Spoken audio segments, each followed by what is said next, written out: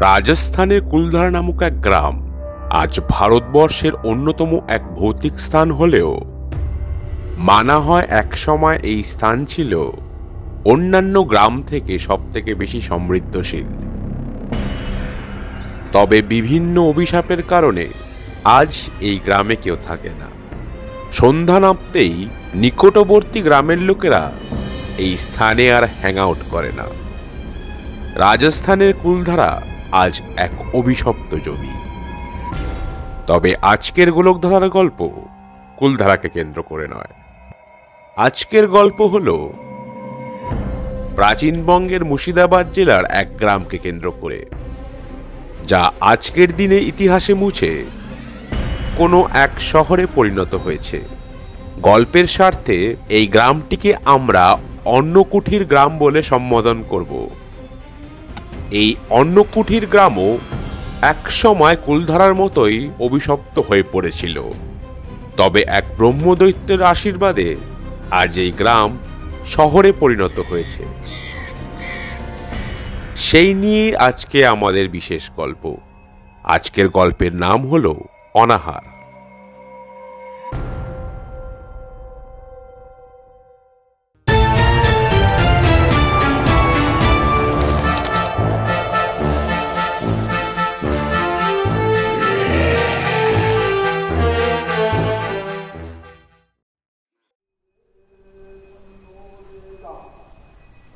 গঙ্গাসাগর মেলায় বেশ কিছুদিন সময় কাটিয়ে তারকানাথ পাড়ি দিয়েছিলেন 4 ধামের যাত্রায়। তারকানাথ একজন ধনী বাড়ির ছেলে হওয়া সত্ত্বেও তার মন পড়ে থাকত প্রকৃতির দিকে। 16 বছর বয়সে সে হঠাৎই একদিন উদ্যোগ নেন যে সে আর এই মায়ার বন্ধনে থাকবে না। অর্থর মায়াজাল তাকে কোনোদিনও বাস্তব দেখাতে সাহায্য করেনি। তাই সে নিজের চোখে বাস্তব দেখতে 1912 সালে তাদের বাড়িতে অনুষ্ঠিত দুর্গাপুজোর দশমীর রাতে প্রসাদ এবং চাদর বিতরণের অনুষ্ঠানের ভিড়কে কাজে লাগিয়ে সেখান থেকে পালিয়ে যান।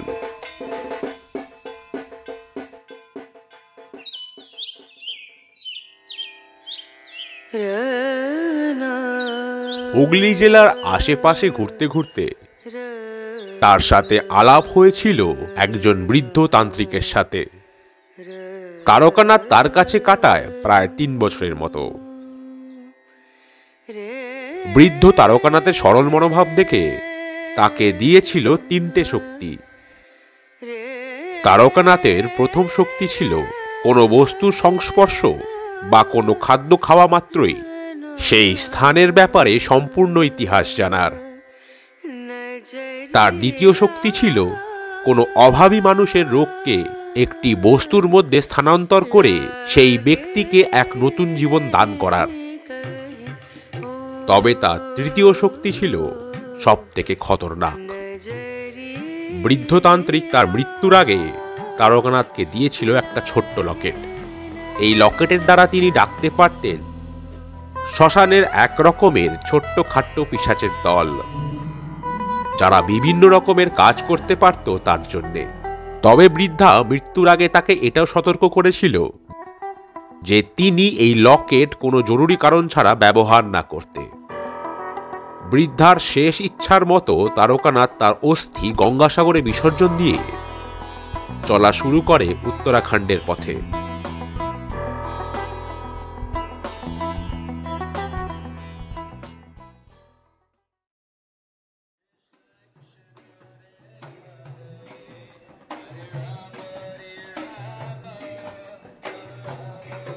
প্রায় 2 মাস পথ হেঁটে সে পৌঁছায় মুর্শিদাবাদে অন্নকুটির নামক এক গ্রামে।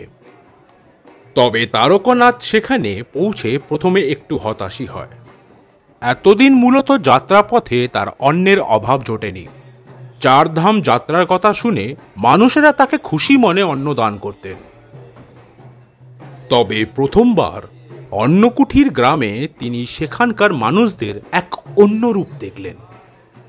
গ্রামের এক বাড়ির খুঁটি নাড়াতে একজন বিবাহিতা দরজা খোলেন। তারকানাথ তাকে দেখে বলেন, মা, আমি হুগলি জেলার বাসিন্দা, 4 ধাম যাত্রায় বেরিয়েছি। আপনি যদি আশীর্বাদ করে আমায় দুটো অন্ন প্রদান করেন তো আমার এই পথ চলতে সুবিধা হবে। মহিলা কিছুটা সংকোচ করে খানিকটা দুঃখী মনে তারকানাথের মুখের উপর দরজা দিয়ে দেয়।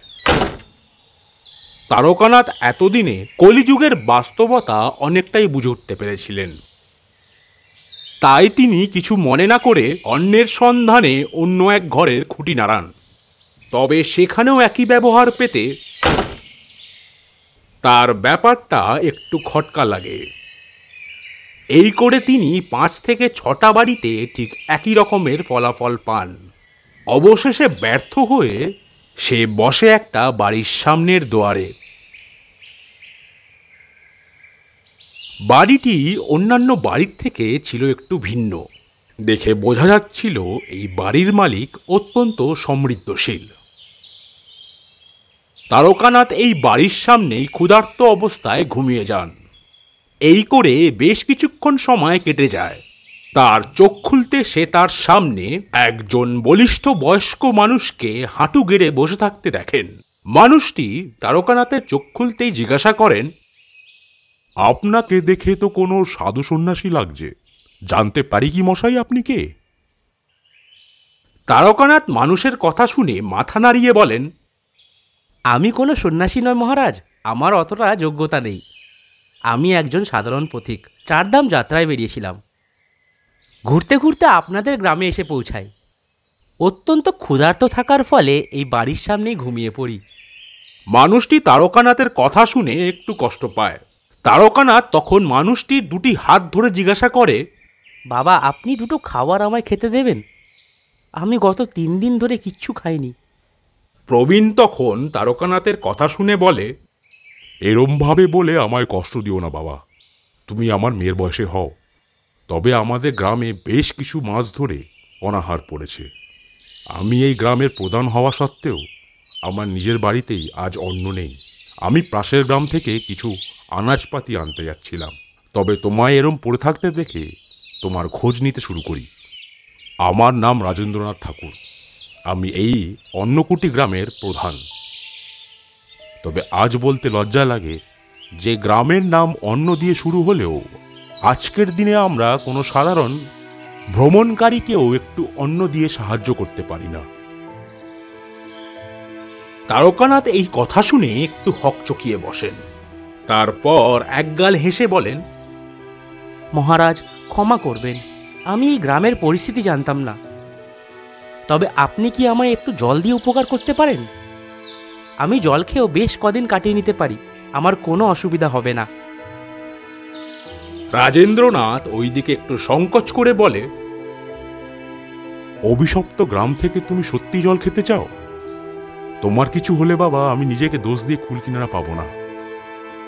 এই কথা শুনে তারকানাথ বলে ওঠে, মহারাজ, ছোট মুখে বড় কথা।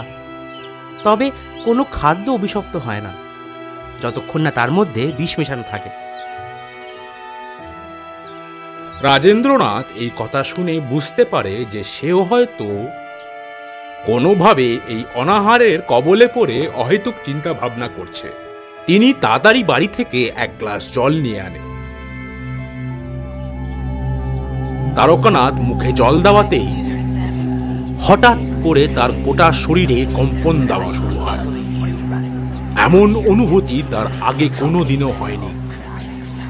কিছুক্ষণের মধ্যেই তার চোখ উল্টাতে শুরু করে। তারকানাথ নিজেকে পায় এক অন্য সময় রেখাতে।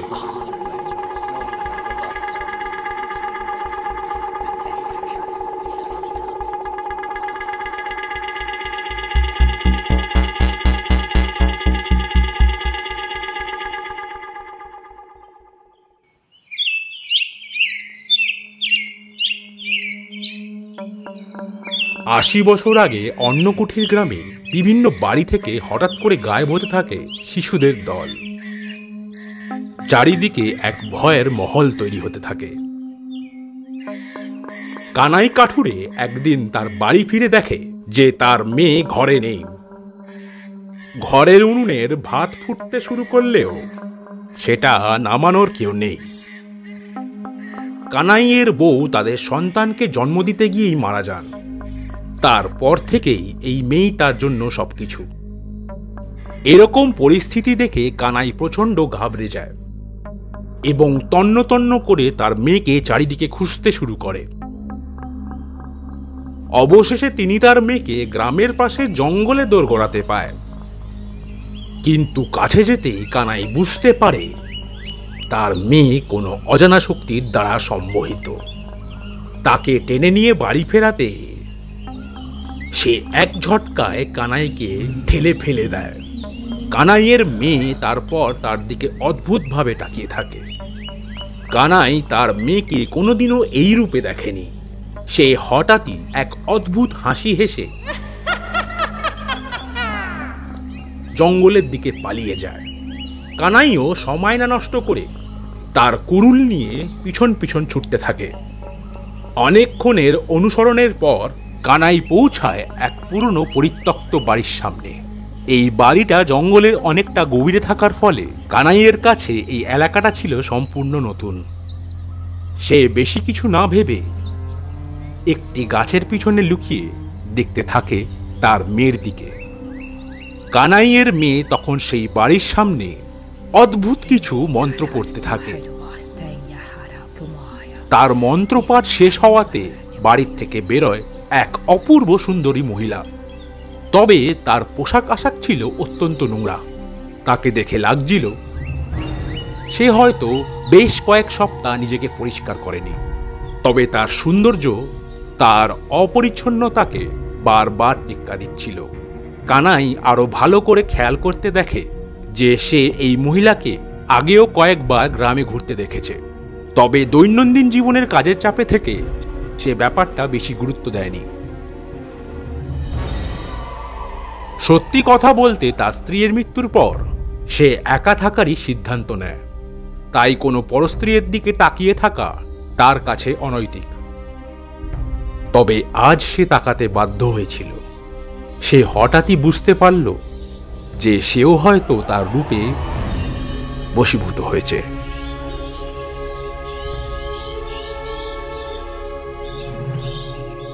ততক্ষণে সেই মহিলাটি কানাইয়ের মেয়েকে নিয়ে ঘরে ঢুকে যায়।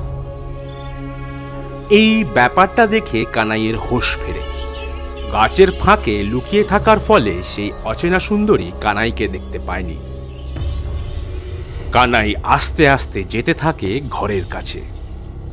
বন্ধ জানলার ফাঁক থেকেই সে উকি মারে ঘরের ভিতরে। সে দেখে তার মেয়েকে এক অদ্ভুত যজ্ঞের সামনে বসানো হয়েছে। আশেপাশে পড়ে থাকা বিভিন্ন ধরনের হাড়গোড় দেখে কানাই বুঝতে পেরেছিল এগুলো সম্পূর্ণভাবে মানুষদের। এতক্ষণে ব্যাপারটা অনেকটা পরিষ্কার হয়ে গেছিল। কানাই বুঝতে পেরেছিল এই মহিলাই তাদের গ্রামের বাচ্চাদের নিখোঁজ করছে। তবে তারপরে কানাই যা দৃশ্য দেখে সেটা অত্যন্ত ভয়াবহ। মহিলা তার মেয়ের মুখে সিঁদুর লাগিয়ে এবং কপালে একটা কালো টিকা পরিয়ে তার সামনে বসে কাপড় খুলতে থাকে। নগ্ন অবস্থায় মহিলাকে দেখে কানাইয়ের মন একটু বিচলিত হয়ে ওঠে। এরকম সুন্দর শারীরিক গঠনের মহিলা সে আগে কখনো দেখেনি। তার পিঠ এবং কোমর থেকে যেন তেল ঝরছিল। এত মসৃণ চামড়া যে কোনো মানুষেরও হতে পারে কানাইয়ের তা আগে জানা ছিল না। কিন্তু হঠাৎই সে লক্ষ্য করে সুন্দরী মহিলা এক এক করে তার চুল ছিঁড়ছে। সে দেখে মহিলা তার পিঠে চাপ দিয়ে ছিঁড়ছে তার শরীরের চামড়া। কানাই বুঝতে পারে এই মহিলা কোনো সাধারণ মহিলা নয়। কানাই বুঝতে পারে এই মহিলা কোনো এক ডাইনি। কানাই সময় না বর্জ্য করে সেই ঘরে ঢোকে। সে ঘরের দরজা আস্তে আস্তে খোলে। পিছন দিয়ে এসে সে ডাইনিকে চেপে ধরে। ডাইনির ওই দিকে তপস্যা ভঙ্গ হওয়াতে কানাইয়ের মেয়েরও হোশ ফিরে আসে। তারপরে তারা দুজনে সে ডাইনিকে বেঁধে নিয়ে আসে অন্নকুঠির গ্রামের মাঠে। ডাইনির অদ্ভুতুরে রূপ দেখে কিছুক্ষণের মধ্যেই গোটা গ্রাম জড়ো হতে থাকে সেই মাঠে। সবাই জড়ো হতে কানাই চিল্লে বলে, এই সেই পৈশাচিক জীব যার জন্য অন্নকুটির গ্রামের মেয়েরা হচ্ছিল সন্তানহীন। আজ আমিও হয়তো আমার কন্যা হারাতাম, কিন্তু ভগবানের অশেষ কৃপা যে আমি ঠিক সময় ঠিক জায়গায় পৌঁছে যাই। এই শুনে ডাইনি হাসতে থাকে। ডাইনি হাসতে হাসতে বলে, সময় কই ঠিক সময়, এসে তো 12টা বাজিয়ে দিলি আমার সময়। কি সুন্দর তোর মেয়ের চামড়া দিয়ে নিজের নতুন রূপ ধারণ করতাম, তারপর তার মাংস খেয়ে পরের পূর্ণিমা অব্দি উপোস থাকতাম। কই ঠিক সময়, 12টা বাজিয়ে দিলি তো আমার সময়।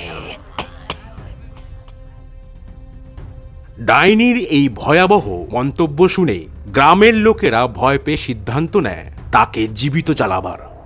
কানাই এবং কয়েকজন মিলে ডাইনিকে একটা লম্বা কাঠে বেঁধে চারিপাশে খড় ছড়াতে থাকে। ডাইনি আশেপাশের কাণ্ড দেখে আরো জোরে হাসতে থাকে। সে হাসতে হাসতে বলে ওঠে, তোরা কি ভাবছিস আমায় মেরে দিয়ে তোরা বেঁচে যাবি? আগে তো তোদের বাচ্চাদের মারছিলাম, মরে তোদের সবাইকে মারবো। একে একে নয়, তিলে তিলে মারবো। এখনো সময় আছে, আমায় ছেড়ে দে, না হলে প্রলয় ঘটবে। তোদের পুরো গ্রামে এমন এক সময় আসবে যখন তোরা এক টুকরো অন্ন পাবি না। এমন এক সময় আসবে যখন কোনো প্রতীক অন্নদান চাইলে তোরা কষ্টে মুখ ঘুরিয়ে নিবি। এমন এক সময় আসবে বাড়িতে তোদের সন্তানেরা মরবে না খেতে।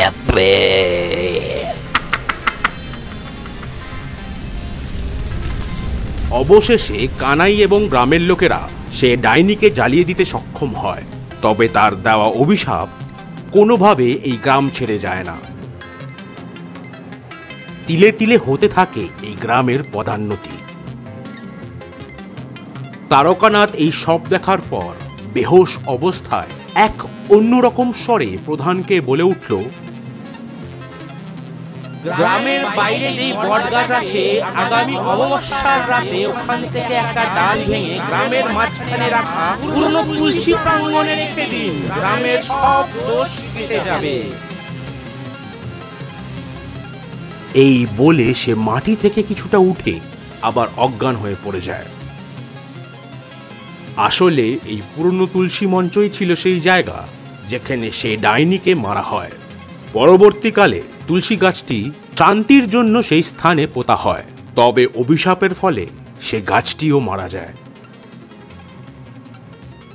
ওইদিকে তারকানাথ এখনো সরল থাকার ফলে সে তার গুরুর দেওয়া দৈবিক শক্তিগুলো এখনো নিয়ন্ত্রণ করতে শেখেনি, তাই সে মাথা ঘুরিয়ে পড়ে যায়।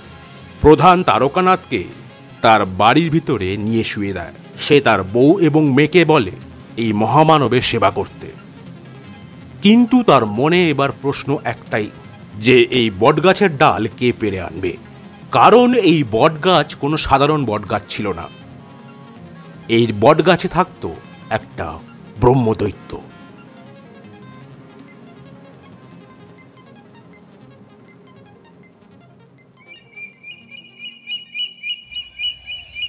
অন্নকুঠির গ্রাম থেকে 1.5 কিলোমিটার অবস্থিত এই বটগাছটিও অন্নকুঠির গ্রামের মতোই কুখ্যাত ছিল।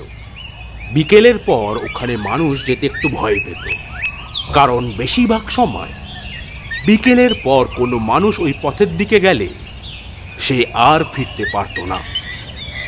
তবে থেকে লোকেরা মনে করে এই গাছে কোনো ব্রহ্মদৈত্যর নিবাস আছে।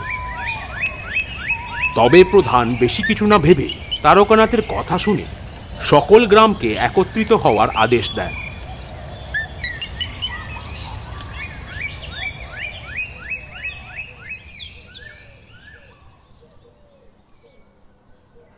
সবাই পুরনো তুলসী মঞ্চের সামনে এসে পৌঁছায়।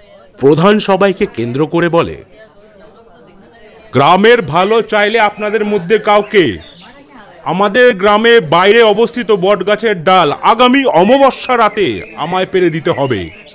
যে পেরে দেবে তাকে আমি আমার তরফ থেকে 10 বড়ি সোনা দেব।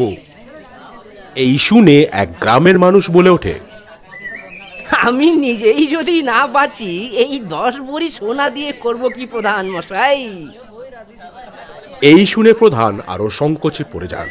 অবশেষে তিনি অনেক ভেবেচিন্তে বলে, শুধু সোনা না, সাথে আমি 2 বিঘা জমি এবং আমার কন্যাকে তার স্ত্রী হিসাবে তার কাছে তুলে দেব। কিন্তু তার এই প্রস্তাব শোনার পর কেউ সম্মতি দিল না। সবার তখন একটাই বক্তব্য ছিল, মানুষই যদি না থাকে তাহলে এত সম্পত্তি পেয়ে কি হবে।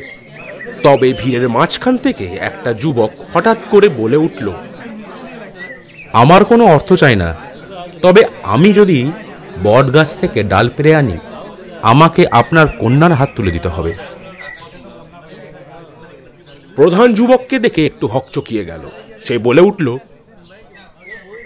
তুই এসবে জানাস না বিক্রম, এমনিও তুই অছুত, তুই ডাল পেরে আনলেও কোনো মঙ্গল হবে না। যদি কিছু না হয় আমি এই গ্রাম ছাড়ব, কিন্তু কিছু হলে আপনাকে কিন্তু আপনার কথা রাখতে হবে।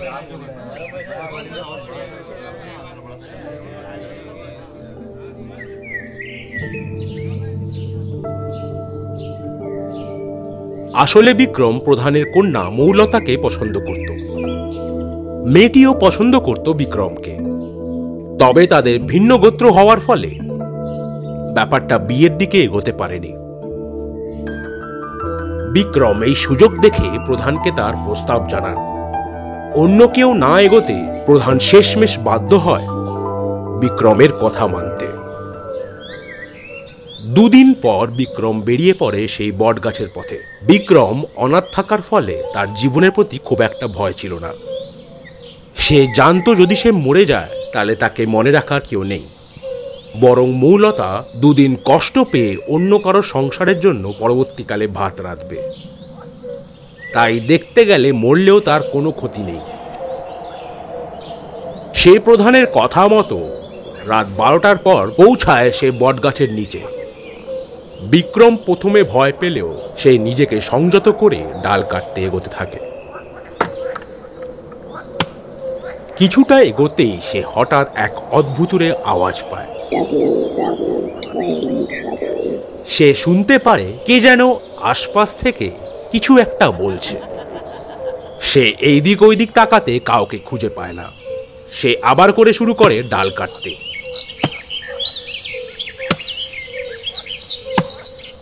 কিছুক্ষণ পর সে আওয়াজ আস্তে আস্তে বাড়তে থাকে।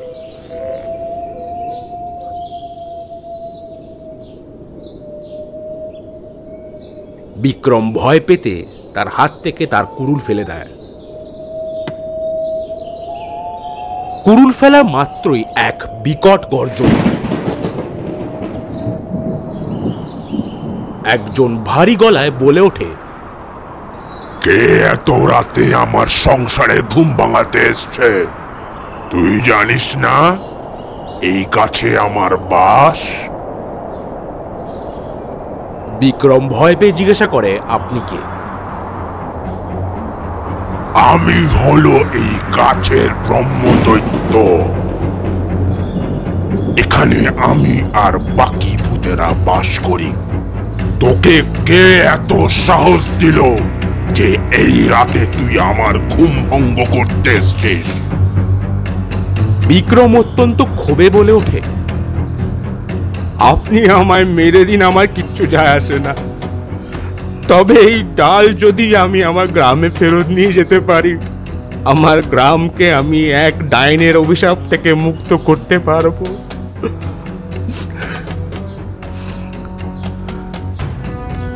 আপনি একজন রক্ষক, আপনি চাইবেন না আপনার ভূতেদের কোনো ক্ষতি হোক। আমাদের গ্রামে বছরের পর বছর, মাসের পর মাস আমরা অনাহারে ভুগেছি। এক যুবক সাধু আমাদের প্রধানকে এই উপদেশ দিয়েছে, তাই আমি আমার নাগরিকতা এবং ভালোবাসার প্রমাণ করার শেষ প্রচেষ্টা চালাচ্ছি। তবে আপনি আমায় মেরে দিলেও কোনো ক্ষতি নেই। এই দুনিয়াতে আমার কেউ নেই। তবে এই কাজে যদি আমি সফল হই, আমার এক ভবিষ্যৎ হবে, এক ভবিষ্যৎ যে আমি আজীবন স্বপ্ন দেখে গেছি। আমার এক ভবিষ্যৎ হবে। আপনি বুঝবেন না একা থাকা কত কষ্টের ব্যাপার, আপনি বুঝবেন না।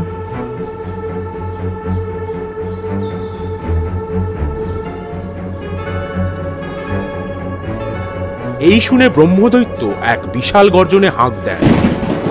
কিছুক্ষণের মধ্যেই চারিদিক থেকে আসতে থাকে বিভিন্ন ধরনের ভৌতিক আওয়াজ।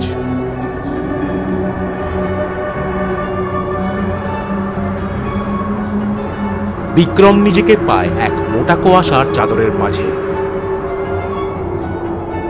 ওইদিকে ব্রহ্মদৈত্য বলে ওঠে, আয় ভূতেদের দল, আয় আমার কাছে আয়, আয় তোরা আয়, কে কোথায় আছিস সেখান থেকে আয়, এই ছোট্ট কিশোরের কথা শুনে যা, এই ছোট্ট কিশোরের উপকার করে যা তোরা, যা তোরা অন্নকূটের গ্রামে, যা তোরা সামনের গ্রামে গিয়ে অন্নয়ে ভরিয়ে দে। সে এই বলে বিক্রমকে তার গাছের একটা বড় ডাল দিয়ে বলে, তোদের গ্রামে যেই পুরনো তুলসী মঞ্চ আছে, ওখানে গিয়ে ডালটা পুঁতে দে। আমি সদা তোদের গ্রামকে রক্ষা করব। আর হ্যাঁ, ওখানেই তুই ঘুমিয়ে যাবি। তবে একবার চোখ বন্ধ করার পর কোনো আওয়াজ পেলে তুই খুলবি না। বিক্রম ব্রহ্মদৈত্যর থেকে আশীর্বাদ নিয়ে আস্তে আস্তে ফিরতে থাকে গ্রামের দিকে। ফেরার সময় দেখে বিভিন্ন ধরনের ভূতেরা তাদের গ্রামের ক্ষেতে চাষবাস করা শুরু করে দিয়েছে। বিক্রম ব্রহ্মদৈত্যের কথার মতো গ্রামের তুলসী মঞ্চে ডালটাকে পুঁতে তার পাশেই ঘুমিয়ে যায়। পরের দিনে আশেপাশে কোলাহলে তার ঘুম ভাঙে। সে দেখে তুলসী মঞ্চের জায়গায় একটা মস্ত বড় গাছ উঠেছে। গ্রামের প্রধান তার মেয়ে মৌলতা এবং তারকানাথ সাধুকে নিয়ে এগিয়ে আসছে তার কাছে। কিন্তু হঠাৎই চারিদিকে এক সন্ধ্যা নেমে আসে। হতে থাকে ব্রহ্মদৈত্যের আকাশবাণী। এই ছেলের সাহস এবং সততা দেখে আমি আপনাদের গ্রামের অভিশাপ কাটিয়ে নিয়েছি। তবে এই বট গাছ যতদিন আছে ততদিন আপনাদের গ্রামে শান্তি থাকবে। তাই ভুল করেও এই গাছ কাটবেন না।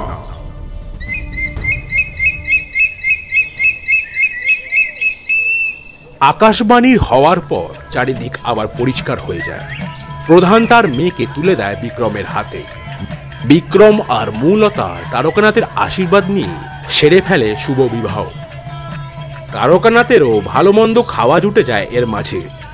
প্রধান তারকানাথকে বেশ কয়েক মাসের আনাজপাতি দেয়। তারকানাথ আবার যাত্রা শুরু করে কেদারনাথের পথে।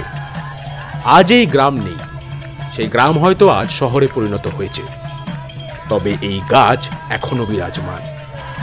আশা করি আপনাদের গোলকধাঁধার এই পর্বটি ভাল লেগেছে। পর্বটি ভাল লেগে থাকলে আপনাদের বন্ধুদের শেয়ার করতে ভুলবেন না। আর হ্যাঁ, ঘুমানোর আগে স্পুকলরপিডিয়াকে সাবস্ক্রাইবও করতে ভুলবেন না। আরও কোনো গল্প নিয়ে দেখা হচ্ছে আগামী পর্বতে। টিল দেন, শুভরাত্রি।